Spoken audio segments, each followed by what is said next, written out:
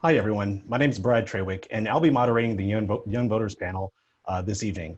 So with me, I have Zach Burley, who's a Campbell University graduate and is the Libertarian candidate for North Carolina House District 53.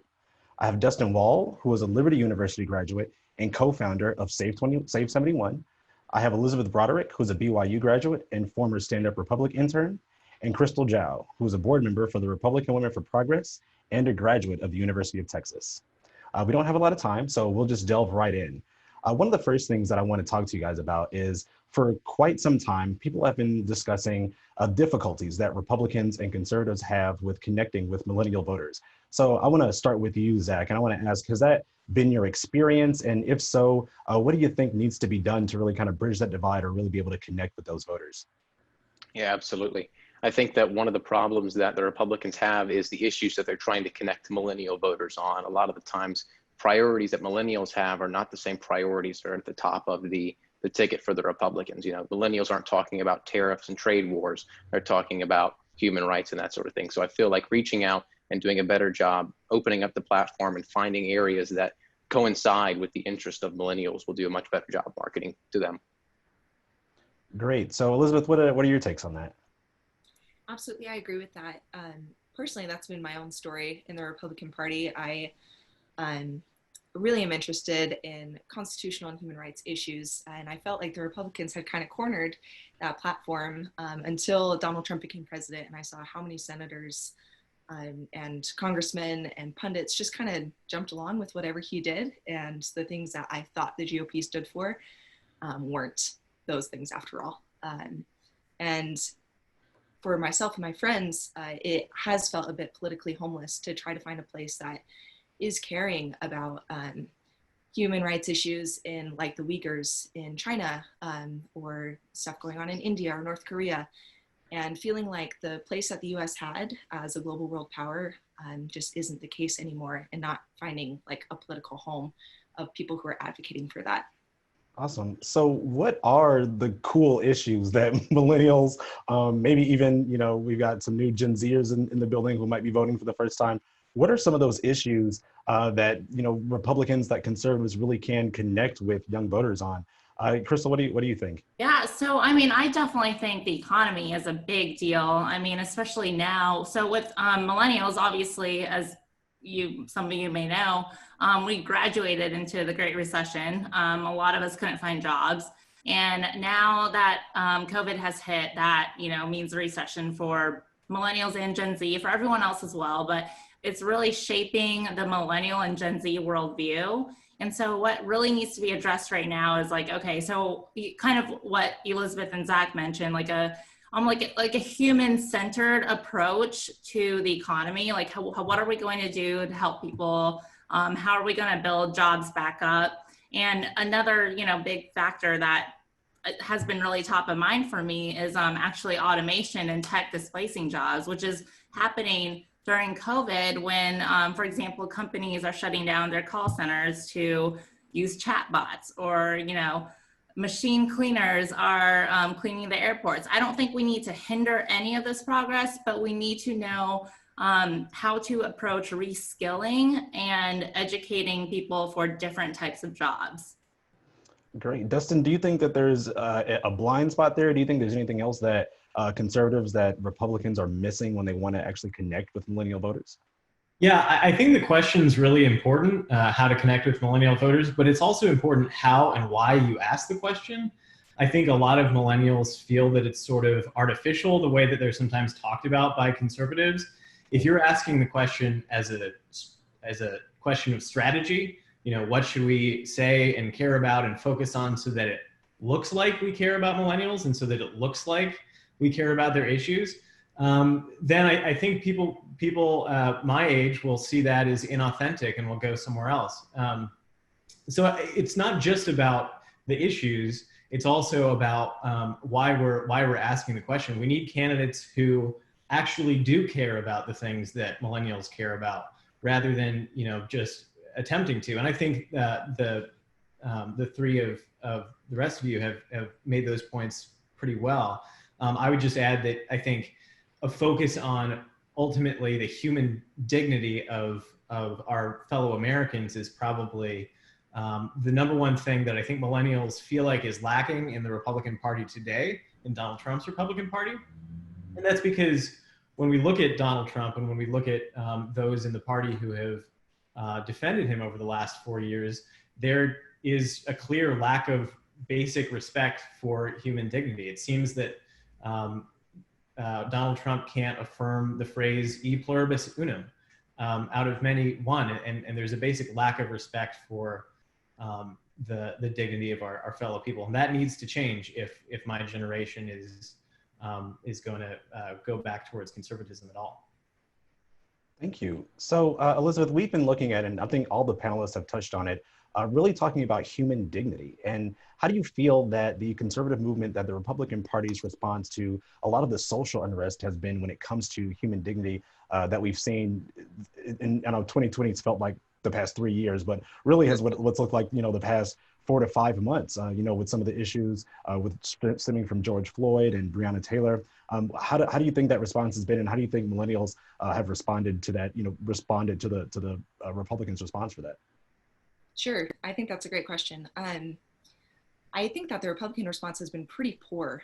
There have been opportunities to take a conservative stance on issues like the no-knock warrant that led to Breonna Taylor's death, or even to like wanting small state solutions and not wanting police forces and police unions to have so much power that people that like George Floyd's killers went unarrested for a long time.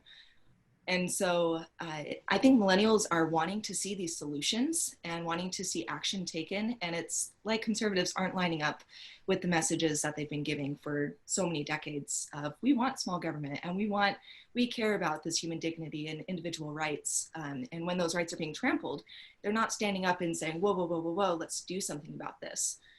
Instead gaslighting that there aren't racial problems in America, that things are pretty much fixed, people are overreacting. And I think that that is really creating a disconnect with millennial voters who want to see real solutions taken, and also just for people to care and to step forward and provide that leadership. Yeah, so Zach, and she's talking about leadership, and I think this is so great that we have the opportunity to have you on the panel because you're actually in the middle of running for office. So as you kind of sat down to kind of craft what your platform would be, how did you take into account, connecting with millennials, having that conversation, but then also making sure that, you attract a broader coalition of individuals, whether it be based on race or socioeconomic status or anything like that? What kind of went to creating that platform as you look to the future? Yeah, well, I think, having compared the principles that we're talking about during this convention, I found a lot of similarities, which was positive for me looking at it then. But I think that the one thing we have to always consider is that, not everyone looks like me, not everyone thinks like me or has the same economic status as me. So we have to take ourselves out of any biases that we have and then compare those to our communities. And the area that I live in is below the state average as far as poverty goes. So I had to examine that. And then also, since the killing of George Floyd, I've had to re-examine my stances on criminal justice reform, something that I don't think I put enough weight on before, but thankfully throughout the revelations we've seen across the country, I've had my eyes opened, I know for sure, and perhaps have seen some of the struggles that I didn't realize were going on, even in my own community in Harnett County. So looking at those areas, those are not issues that just affect millennials or Gen Zs. They also affect people across the country, because in the end, we have to value, as many of us have said here, the human value that we all pose as Americans. Those are the basic values. All men are created equal under the law, whether it's from our police forces or from any of our other institutions. We have to hold them accountable as well as our leaders. And that's going to start with the respect for basic human worth. Awesome. In the 90s, there was a huge conversation around the term conservative or compassionate conservatism. We kind of saw a resurgence of that as well when George W. Bush came in office in the early aughts. Do you see a resurgence of compassionate conservatism possible, Crystal? I definitely think it's possible. That's definitely my hope. I mean, I'm optimistic about it. I think we're not in a great place right now. We're going through a lot as a country.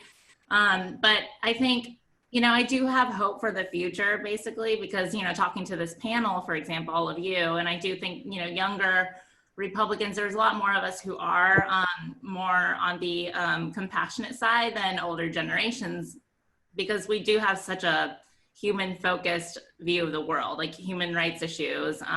He just really focusing on the individual and making sure that they're doing well. So I have hope. I think it might take us a little bit of time to get there, but yeah, I definitely think compassionate conservatism will come back. Great. And so Dustin, let me ask, I want to know, let's talk a little bit about the future of young leadership on the right. And when you have we have a breadth of views here on the panel. Like I said earlier, Zach's a libertarian. He sits a little bit further in a different space, and some of us might sit on the panel as well. But where do we see the future of young leadership on the right? How do you guys feel about that coming up? And I guess I'll ask everybody this question, but I'll start with you specifically, Dustin. Yeah, well, I think regardless of the specific policy issues, the most important thing I think that young leaders are going to need to do on the right is to take responsibility for the institutions that they're a part of, rather than to allow those who have been leading them in the past 4 years to continue to have control. And that doesn't just look like changing hands in an election. I think it looks like recognizing some of the harms that have been done by conservative leaders, most notably the president, and not just rhetorical harms, but the ways that his words and the ways that his attitude and the attitudes of many of the people who have been supporting and defending him have actually harmed other Americans.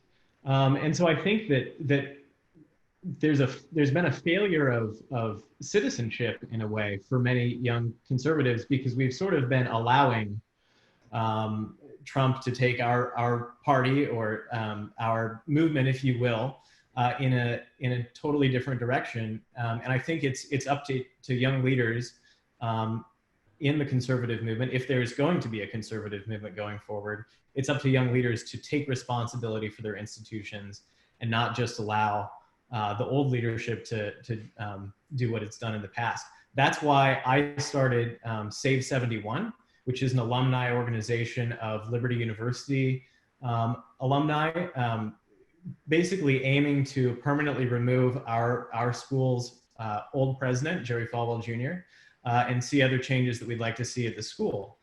Because we recognize that as Liberty alumni, that institution is a part of us. And so we have some share of responsibility in it.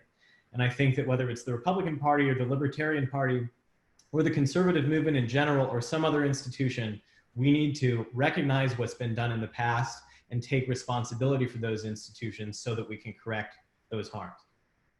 Great. And Crystal, you are a board member for the Republican Women for Progress. So you guys are moving forward. What does that look like? What does the young leadership look like for the organization? Yeah, so we have placed a huge emphasis on having or building the pipeline for female candidates for the Republican Party for myriad of reasons, mainly because you don't see very many females in the Republican Party in Congress. Excuse me, and for many other elected positions. And so our idea is that, okay, we need to enable women to run for office, not by giving them the right skills and then getting them into office and making sure that we have that broader perspective, because many times these voices are being left out and they have a view of the world and different experiences are extremely valuable to the rest of American society. But right now, they're being left out of decision-making in legislation. And it's just, we're leaving out this entire population that we could be moving forward with. And our goal is really just to build up that pipeline right now, encourage them, and help as many of them as possible get into office. Great. So Elizabeth, what does that look like, from your perspective and in the work that you do? How do we make sure that we're ensuring bringing a fresh new voice to different spaces on the right? Everybody can't run for office, right? Everybody's not an activist. What does that look like as we're engaging the new voice for the future? Interesting. I think in the party structure itself, there's not necessarily much of a place for millennial to participate, or even female millennials. So I think that the work that Crystal is doing is super important. I think ultimately what we have to do is stand where we're able to infiltrate. And whether that's writing op-eds or just participating in your college communities like Dustin at Liberty, joining groups, of like-minded people and speaking up where you can, how you can. If you're inclined to run for office, to do that. And even if you're not winning those elections, because that's not where the party is right now, to make those voices and perspectives heard. I think it's important just to consider the opportunities and privileges that you have and to stand wherever that is and however that looks like. Great. So Zach, I'm going to ask you a little bit more of a pointed question because again, you're kind of in the middle of it. What advice would you give to millennials, to young folks on the right who are thinking, maybe this is my time to run for office. Maybe I should throw my hat in the ring. And how has that experience been for you? Yeah, the whole reason I ran for office was to hold my elected officials accountable.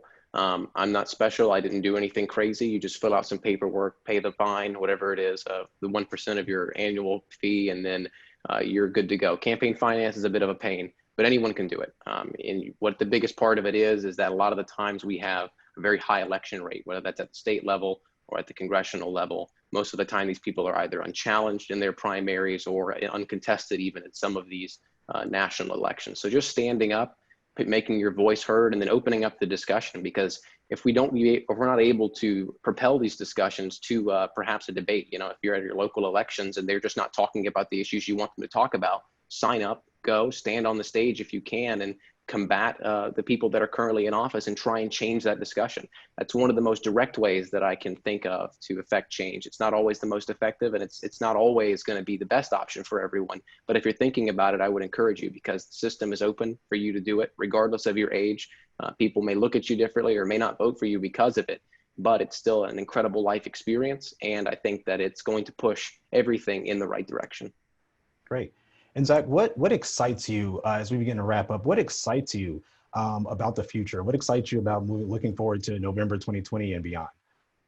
Yeah, so we're going to come up to one of the most exciting, is the one way you could do it, nervous excitement in the Republican Party's history, because we're going to be facing, hopefully Donald Trump will lose, we're going to have to face reclaiming our party.